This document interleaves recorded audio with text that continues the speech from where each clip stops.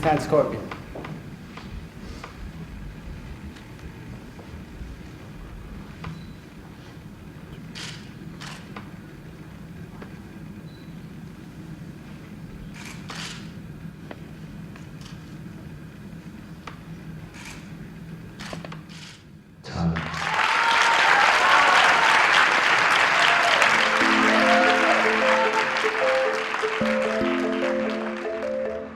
My name is Banu Bhatnagar, and I'm in London for the 11th annual competition of the International Yoga Sports Federation, whose goal it is to make yoga an Olympic sport. I've always thought of yoga as part of my Indian heritage. I understand it to be about transformation, personal transformation. But yoga itself seems to be transforming and being appropriated both culturally and financially as it spreads all over the world. Good morning, ladies and gentlemen. Welcome to the 11th International Yoga Asana Championships. Yoga, the way that we're performing it today, is a sport. We have a rule book that we use, so it's really easy from the outside saying, well, where is all the spirituality of yoga? But when you come here, it's almost like a temple.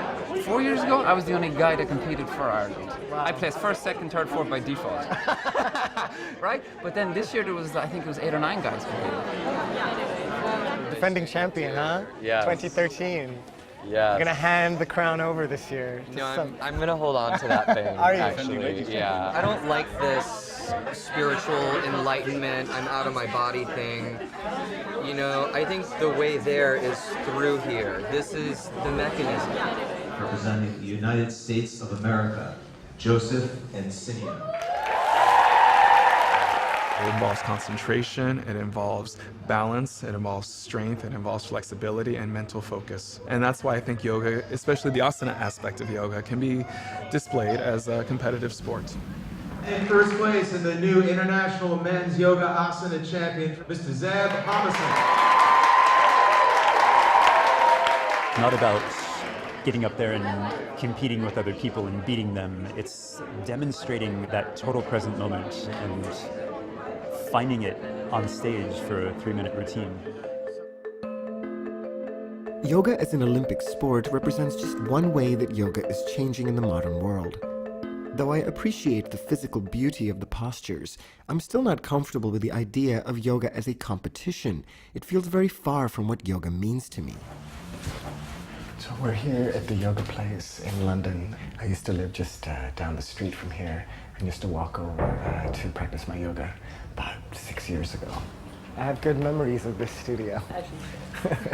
Did you hear about the Yoga Sport Championships? No, what's that about? They get up on stage and they perform a series of poses, some of them difficult, some of them not so difficult, and they are judged. That's ridiculous. Well, so Des, I was gonna ask you what your thoughts are. Yoga shouldn't be a sport. Yoga's about a person.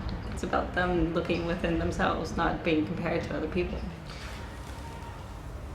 Besides the usual things that you would expect yoga to do, like it grounds me, it centers me, it calms me.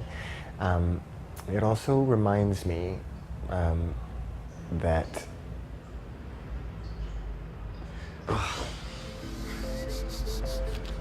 I'm trying to say something about that I'm not this center of the universe, but I am as well.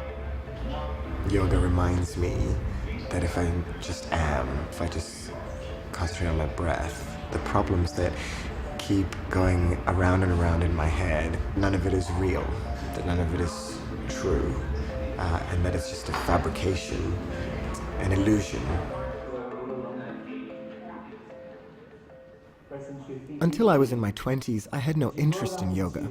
I came to it as a form of exercise. But as I got better at the physical postures known as asanas, I wanted to deepen my practice by learning more about yoga philosophy and learning how to meditate. I took a teacher training course in Thailand, and it was there that something occurred to me as I looked around the room at the other students. I was the only Indian. My instructor knew more about yoga and its Indian heritage than I did.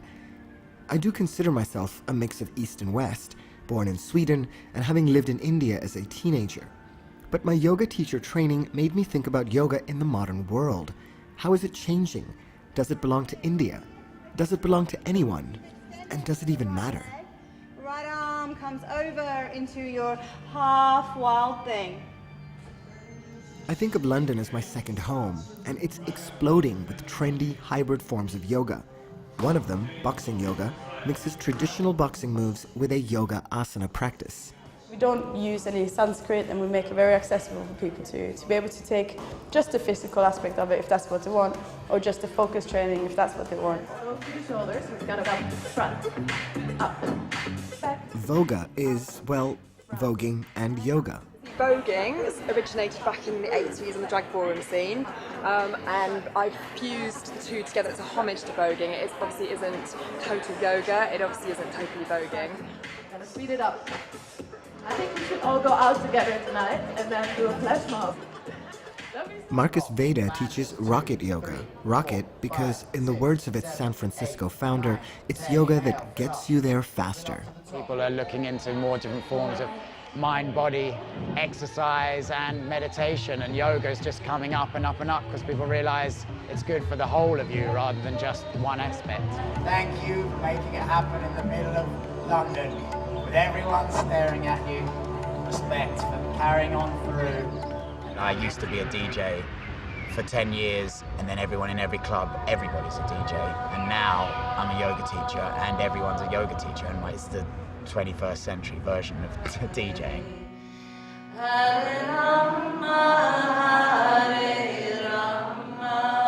For me, rave yoga is possibly the most unusual.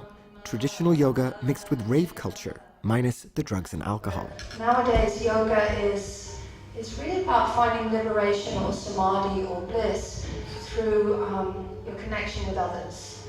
So seeing the beauty in others, and that's really easy tonight because you look fantastic. Way forward to the front of the mat, good. Inhale, hook arms, reach up, touch back, you got it.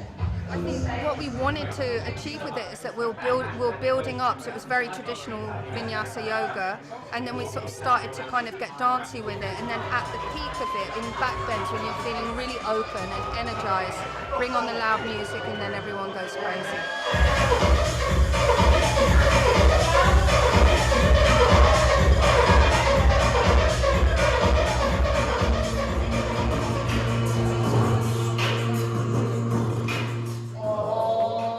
All these new forms of yoga aren't just a fringe, they represent a massive growth in the yoga market, with international apparel companies like Lululemon Athletica opening in downtown London to grab a piece. I think, Western mentality is a lot about business and how to promote and sell certain things, right? And that's very different from the Eastern tradition and what yoga was originally meant to be. But even, being in India for a month earlier in the year and speaking to gurus out there, they're very much adapting the Western sense. And in a way, it's kind of a shame, but I think it's how it's shifting and evolving. And it's a matter of if we can maintain the integrity of what it was originally. But what was yoga meant to be originally? And how is it moving away from that? I went to speak with Stuart Gilchrist, who teaches a traditional and physically rigorous form of yoga. Really simple, really straightforward. Lam, lam.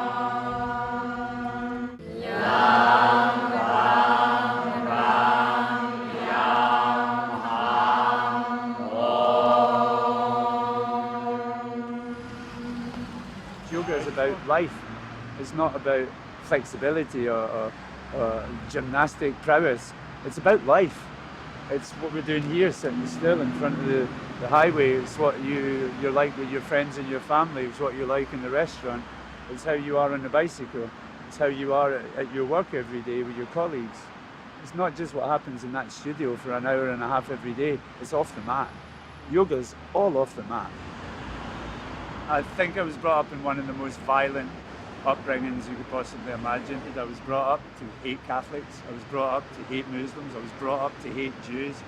Pretty firm say I was a devout racist.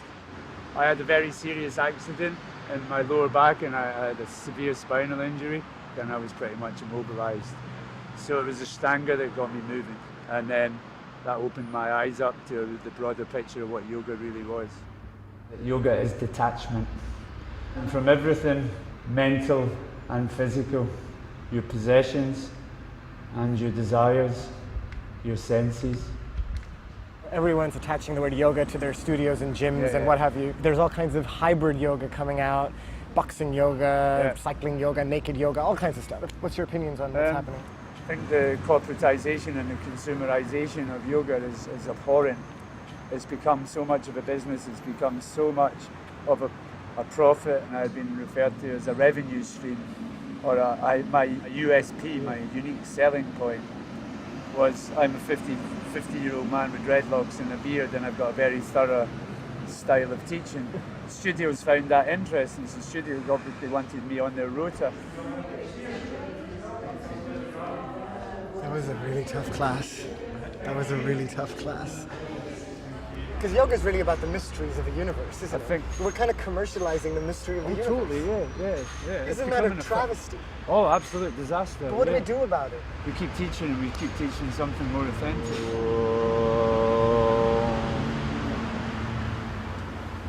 I'm headed to the US, where yoga was first popularized in the West. It's one of the biggest yoga markets in the world. It's mainstream, fashionable, cool, glossy. It's, well, American. Hey, I'm Sarah Stiles, and I'm all about working hard and playing harder.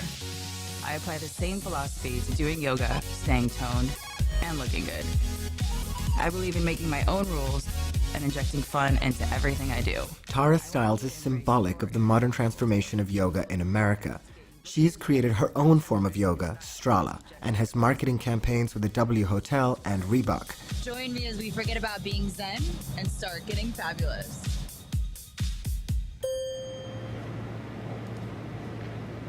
I was the first person to put YouTube videos with yoga online in like 2006, and all my friends were like, that's so crazy, like what are you doing? And I'm like, my friends back home are like, I have back pain, I have anxiety, I have stress, what do I do? And I'm like, here's something you can do to help. Close your eyes, bring your palms together, bring your thumbs right up into your heartbeat here.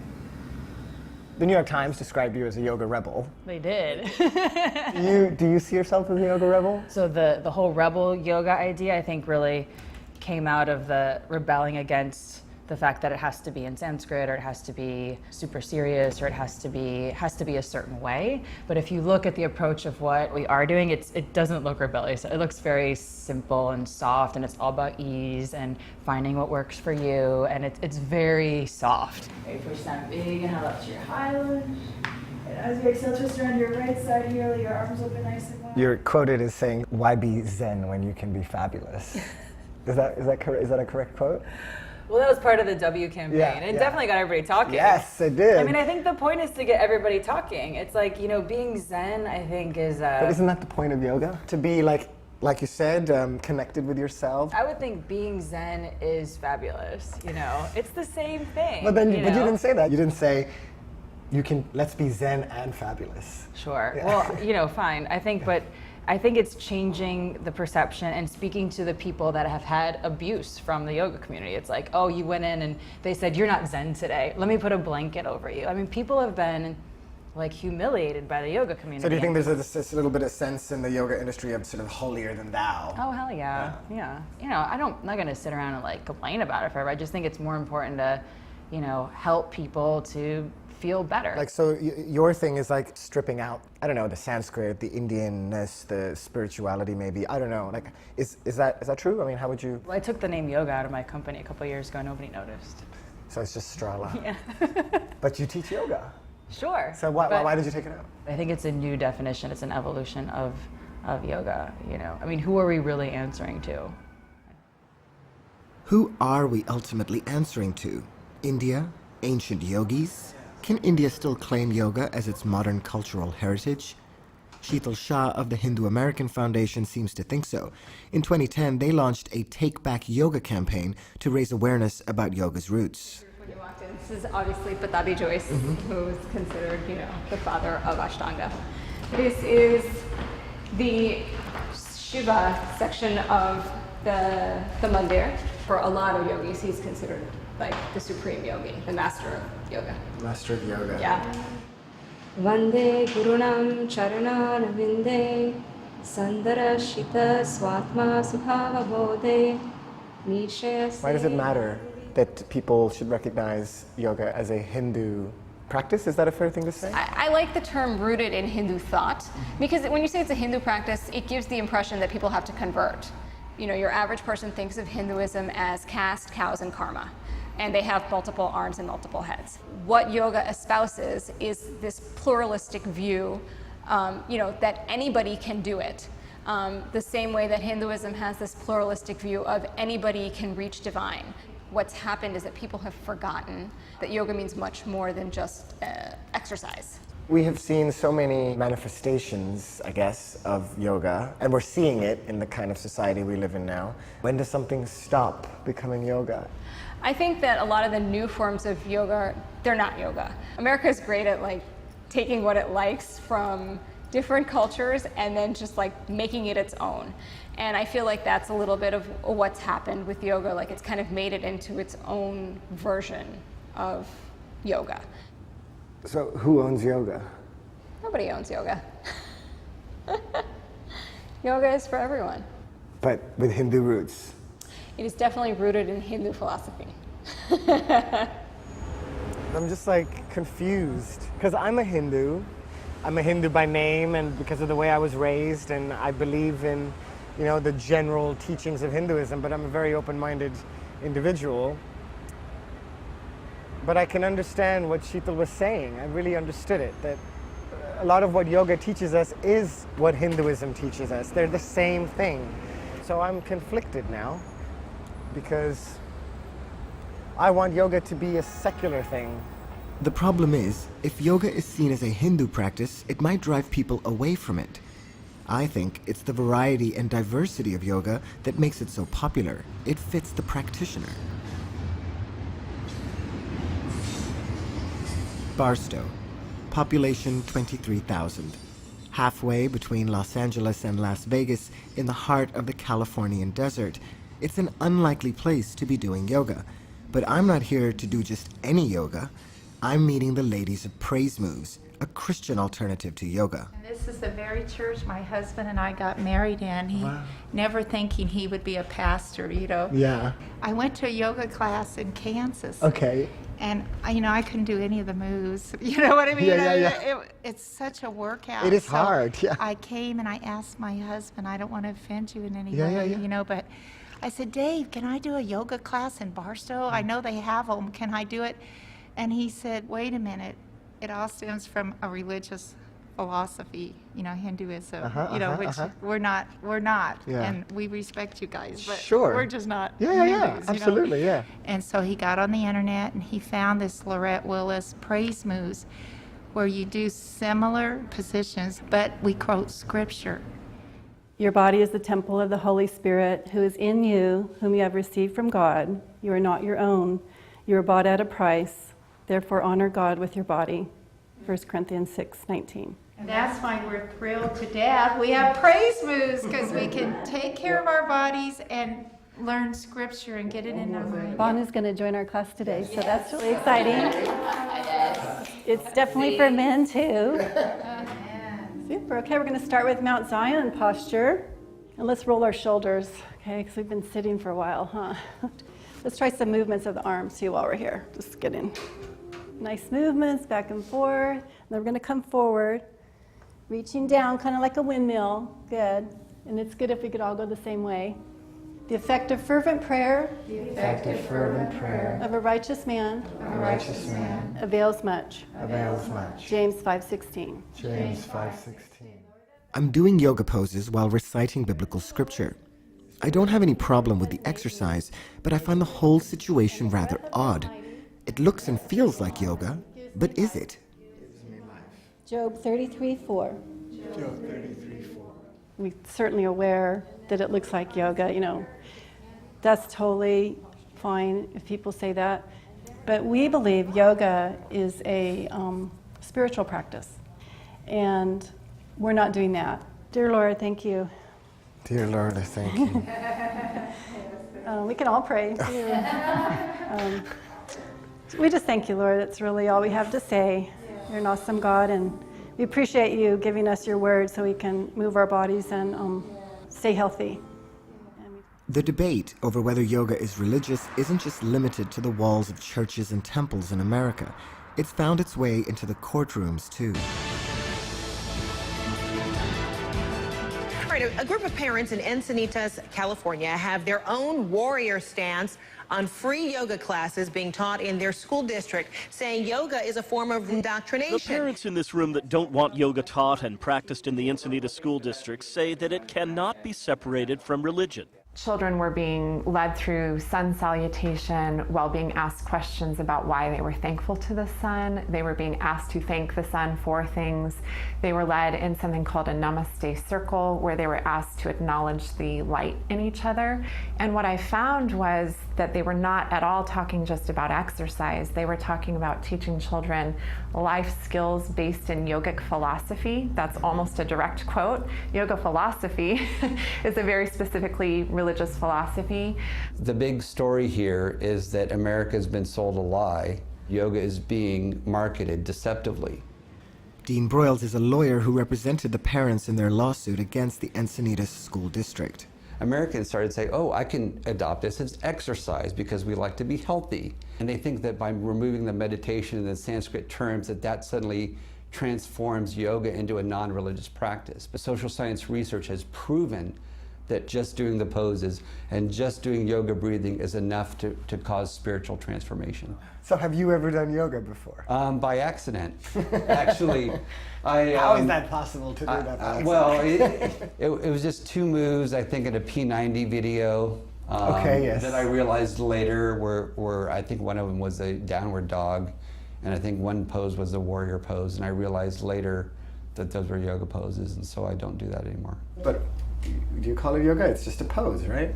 Is it going to take you away from God to do that pose once in a while? I'm not going to find that out because I've stopped doing it.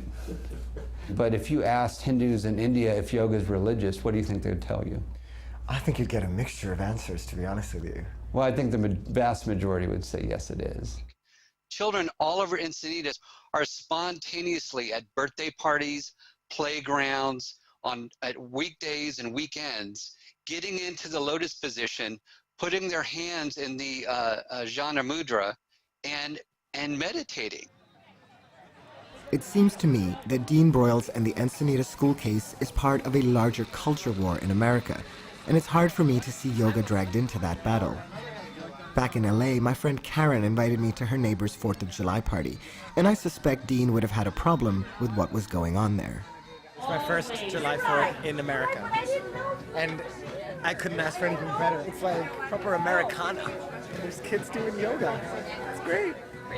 Fridge. Amazing. I think kids are the ultimate yogis. Living in the moment, as children do. So I think we can learn a lot from kids.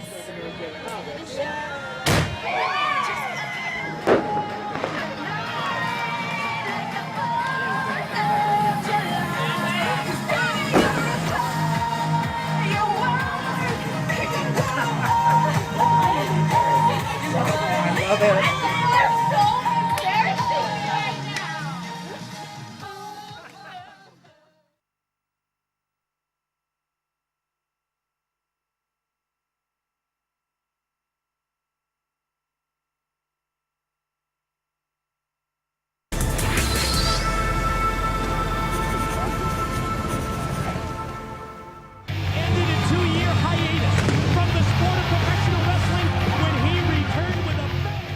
Diamond Dallas Page is a former WWF wrestler, and he's created his own brand of yoga, DDP Yoga.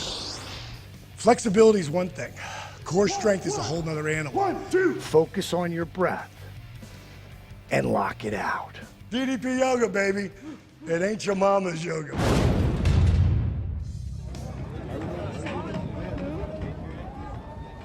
I wonder how flexible he is. How are you, man? Good to meet you, finally. Very good to meet you. What's your first name? Banu. Banu? Yes. Like Bono, but Banu. Yes, exactly. How are you? I'm a guy who wouldn't be caught dead doing yoga the first 42 years of my life, with the guys that I was brought up with. And yeah. What was it seen as, like pansy or kind of? Yeah, that and feminine. And it's so far from the truth, but I wasn't going to do it. until I blew my back out. I just signed a multi-million-dollar 3-year deal. Wow. So I'll try anything at that point. So then I started to figure out, okay, well, let me see. If I flex here and I pull here, I just start pulling, just like I'm engaging, just like I'm curling. Look at my heart rate right now. 115, 116, just pulling them. But I'm also flexing my quads, flexing my glutes. I'm gonna pull you in, help you feel better, and then you're gonna wanna do more. And then you're gonna get excited. What's up, bro? Hey, there we go. Bang! That's what DDP Yoga is. At any level, anyone can do this. And I take all the spiritual stuff out of it. I call spiritual mumbo jumbo. Not that there's anything wrong with that. It just, it doesn't just not work. for you. Doesn't work with my people. Inhale. Touchdown. I developed this for guys originally. Exhale. Real low for 5, 4. Can't hear you. 3, 2, 1. And hold. Take it up. Count it back. 5, 4. 3, 2, 1, fold it. All the yogis are over there all doing all their different kind of yoga. Cool. Few of them are gonna come over here though. You know, because they're gonna love the energy of that, like I would. If I saw someone doing what I was doing, I'd come over here. Because obviously I want to be a part of that. Make some noise. Attention. At ease. I made a lot of money in professional wrestling, really towards the end of my career. I didn't make any in the beginning for years. But DDP Yoga has already doubled everything I made there. I'm not trying to change yoga in any way. I'm trying to change the way people look at the word yoga. That's it. It ain't your mama's yoga. It ain't. One thing is for sure. The opportunity for money in yoga is changing the way people think about yoga, and maybe even the way they're practicing it. According to a recent Yoga Journal study, there are 20 million yoga practitioners in America, and over 40% of adults say they want to practice. At a Yoga Journal conference in San Diego, business is booming. Whoa, cool. What's this? It's to simulate paddleboard on the water, Okay. right? But we just do it indoors. Oh, how interesting. I am attracted to growth industries. That's where you're going to expand and you're going to make some money. Yoga is obviously one of those. It has become huge. Remember, when you can't go outdo, you got to go indo. This appears to be a booth where I can get my picture taken and put on the cover of Yoga Journal. It's kind of cool. When I came here, I was like, whoa, there's a lot of people. It's just a little bit, too much. But now I'm like a kid in a candy store. I'm totally falling for it, you know? All these like products and, yoga paraphernalia, spiritual materialism.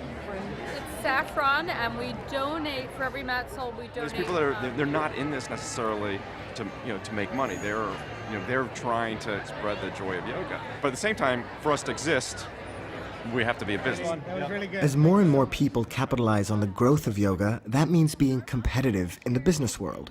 One area hotly contested today is intellectual property ownership.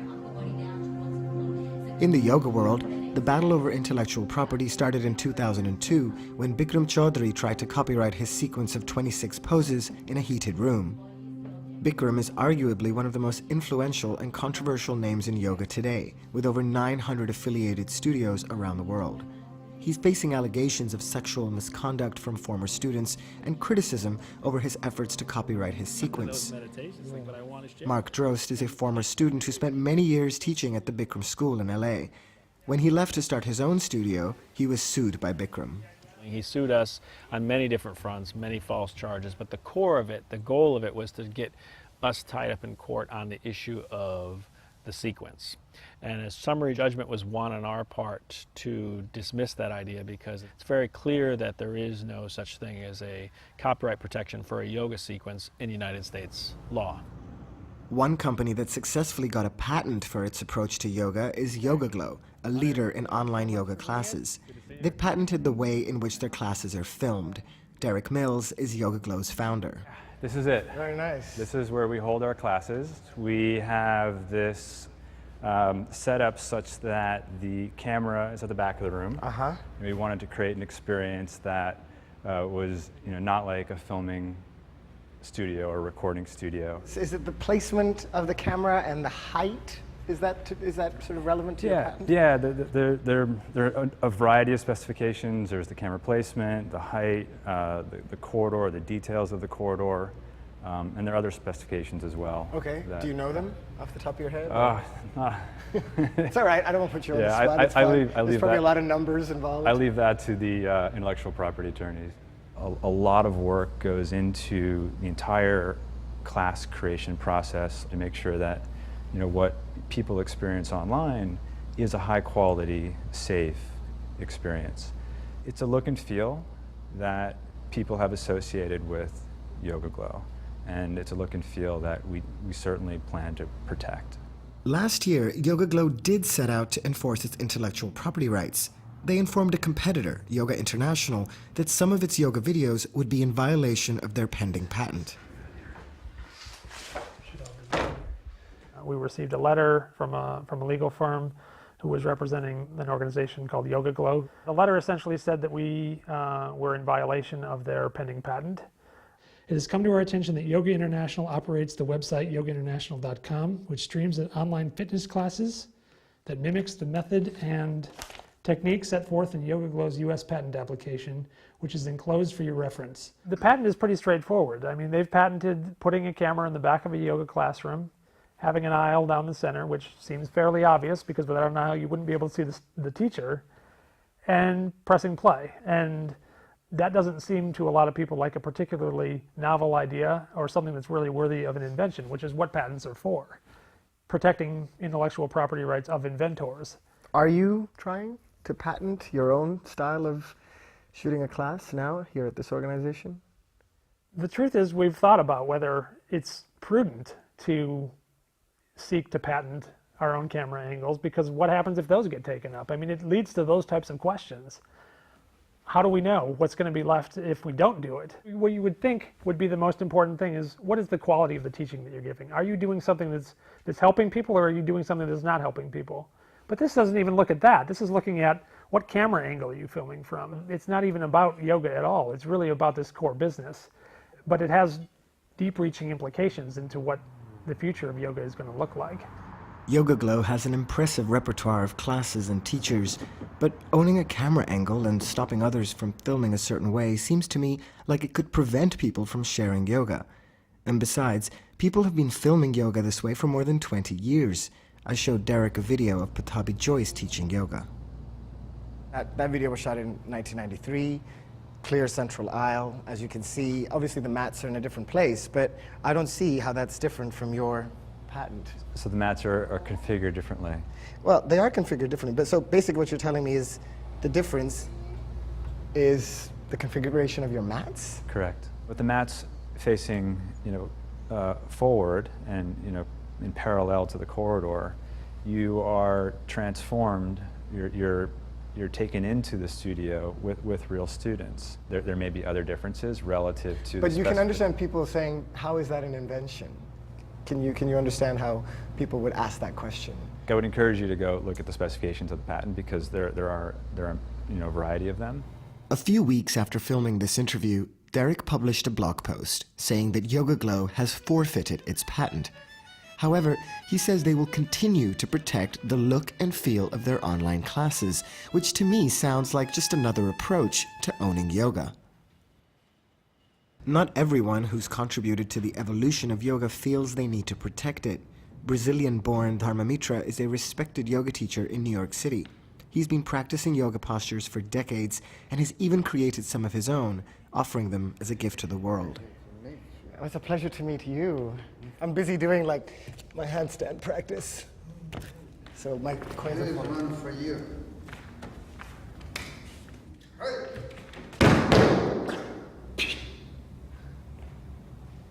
Got it? Uh-huh.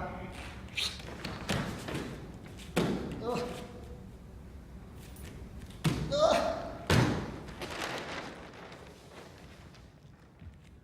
I have hundreds of poses that I'm not saying I create, but due to lots of practice now, this variation came, but I don't say it belongs to Dharmamitra. This is universal. It's from yoga, not from Dharma. I don't have any ego here.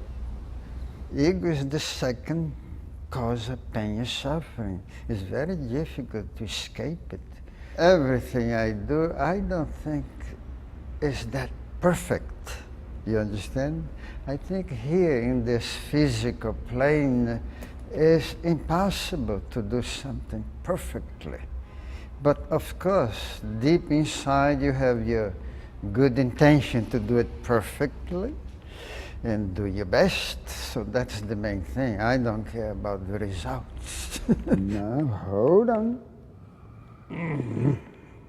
Firmly.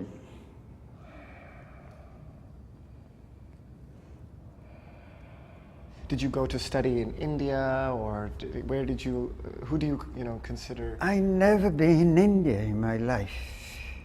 What's the point? I love one day to see all these holy places. But there is a point in yoga when you find something inside. The India is inside you. All right, the lion. Yeah, the lion. 1, 2, and... I was heading to India, to the roots of yoga. Before going, I spent an afternoon with Sharon Gannon and David Life at their home in upstate New York. We're looking for a cat totem, so we've been told. There. If you do yoga, you've most likely heard of them. They're the founders of Jiva Mukti, a widely practiced yoga method. Loka samasta sukhino bhavantu means may all beings, each and every one, everywhere, be happy and free. And may the thoughts, words, and actions of our own life contribute in some way. When we started teaching, yoga was not a career. In fact, it was seen as kind of where losers might have a possible last chance to do something in their life, you know, because they didn't have anything else going. And it's not that now. It's a big business. It's a big business. Yeah. It's a career of choice. Traditionalists on the one hand and innovators on the other, David and Sharon have turned yoga into activism, animal rights and veganism in particular. A yogi is someone who is striving to live in harmony with the earth, with the environment, with other animals. Would you like a fairy hat? Yeah. You wear one too. Yogis were not supposed to become involved in politics or activism of any sort. They should be passive, self-satisfied, and content in their little lotus hut, right? Our students come to class, yeah, and they find peace, but then they go out and they make peace. All over the West, yoga has turned into a purely physical practice. What are your thoughts on that? And do you think even the physical practice is a good place to start? There's no such thing as a purely physical practice. That's the first error. We need to have a new perspective so that no longer is spirituality in opposition to physicality, but that nature and the world, the earth, is seen as a spiritual place as well. Grandmother oak tree's nectar. Oh yeah? Put it on your face. Grandmother oak tree, I speak on behalf of humanity. May you forgive our bumblingness. May you guide us so that we can live more kindly on this planet and enhance all of life on this earth. Yes, we're tree huggers, and we're not ashamed of it.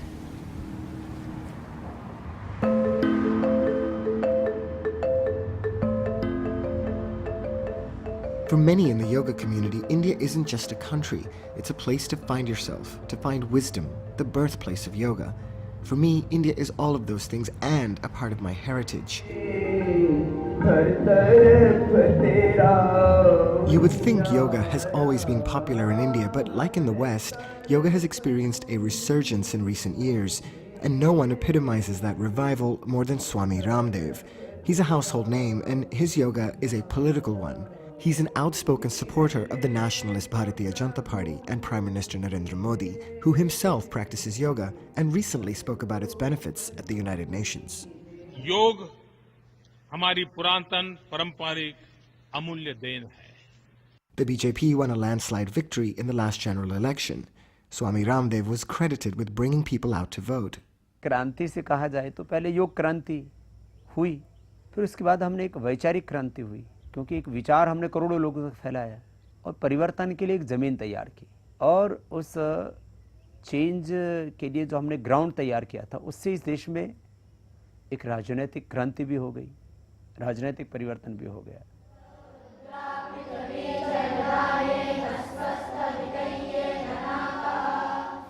But yoga is facing the same political battles in India as in America. The Supreme Court in India is now considering whether yoga is secular and should be taught in schools. Swami Ramdev thinks it should. योग से हानि क्या है? योग से हानि कोई भी नहीं है, और योग से किसी का मजहब नहीं बदलता। तो योग 100% सेक्युलर है, और इस सेक्युलर प्रैक्टिस को करने में आपत्ति क्या है? The battle isn't only over the secular nature of yoga, it's also about national heritage. In response to US copyright claims, the Indian government has taken steps to create a traditional knowledge database of yoga poses to prevent anyone from trying to own yoga. Yoga के ऊपर किसी का copyright नहीं हो सकता। ये किसी की बपौती नहीं, किसी की जागीर नहीं, तो ऋषियों का है, और ये सबके कल्याण के लिए है। योग में किसी भी प्रकार से पेटेंट का प्रोसेस, योग में किसी भी तरह की रॉयल्टी, स्वामित्व, उसको अपना कहना, ये अज्ञानता है, ये धूर्तता है, ये नीचता है, और ये अमानवीयता है, और ये योग के सिद्धांतों के खिलाफ है। Swami Ramdev has shown that yoga can bring about political change, but I'm concerned that politics can change yoga too, and that using yoga in politics could be just another way that people try to own it. I've come to southern India to meet Satguru Jaggi Vasudev, who describes himself as a mystic and yogi and has followers around the world. Yoga Yoga Yogeshwaraya. I'm drawn to Satguru. He appeals to the young and urban middle classes of India. He speaks their language. He speaks to me. During the festival of Guru Purnima, Satguru unveils a new statue of Shiva, also known as the Adi Yogi, the first ever yogi. The whole system of Hatha Yoga is just this, to bring your system to a certain level of symmetry, where it is a certain geometric perfection to you that if you sit or stand here, everything is at ease.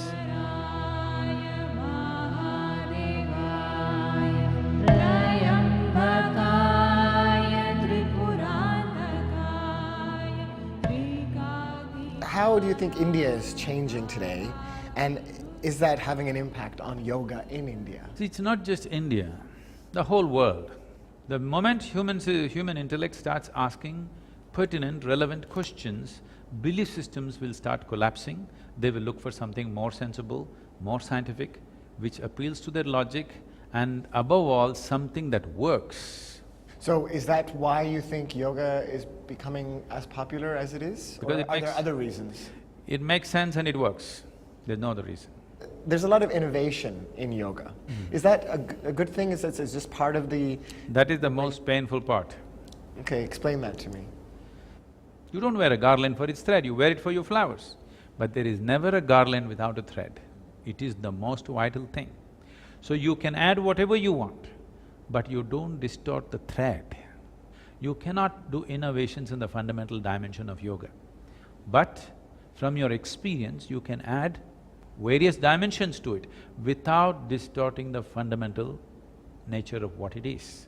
Has yoga moved beyond being Indian? Just because sun touches Indian shores before it touches Doha, can we claim sun is Indian? Because yoga is just like that, it's a certain light that arose here first. This does not mean it's in Indian in any sense. India as an identity today is a national and a political identity. Yoga does not belong to that identity at all. It is the sickness of modern societies today, that if I discover something in nature, I must own it, intellectual property. What I'm saying is, the nature of this culture has always been, if something is for the well-being of human beings, nobody can ever own it, it must belong to everybody.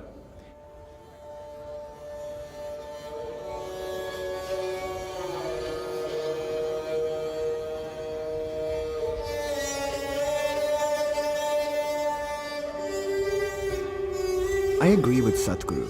Yoga should belong to everyone. But I'm afraid that simple truth is getting lost in a world that's so commercialized and politicized. I set out to ask who owns yoga, but I'm finding the question an impossible one to answer. What I have found in my journey is that no matter how much people try to own it, yoga remains deeply personal.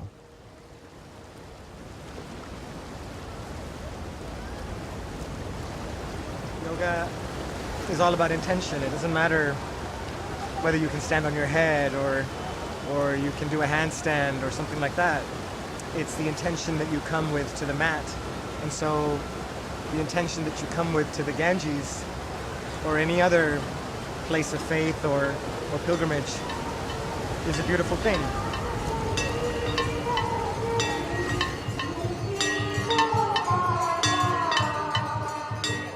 Before heading back home, I went to meet an old high school friend of mine who's now living in Delhi. Amit and I both practice yoga, but we've had very different journeys. I came to yoga as a physical exercise.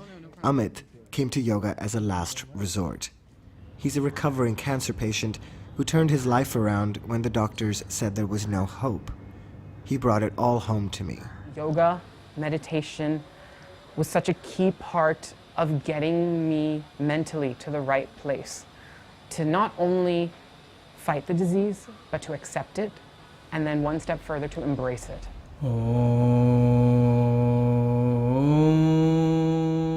I'm here, I'm a product of having tried so many different things and finding the right combination that worked for me. And I think we all need to be on those journeys of self-exploration to find what works for us. Because that is what's going to get us there.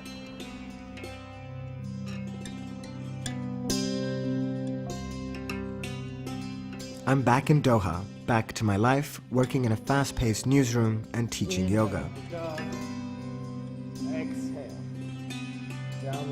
I've come to realize that there are as many yogas in the world as there are people. When I see the diversity of yoga today and all the fascinating people I've spoken to, even those I disagree with, I can't help but feel proud that this ancient Indian science of the soul is relevant and applicable even now, no matter where I am in the world. I think by virtue of connecting your breath with your body, I think is a profoundly powerful activity.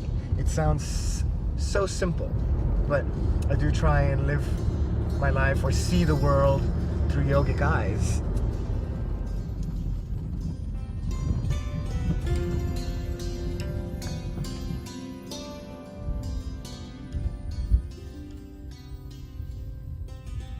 And I kind of feel like my own life could be a metaphor for what's happening to yoga. Indian but not Indian.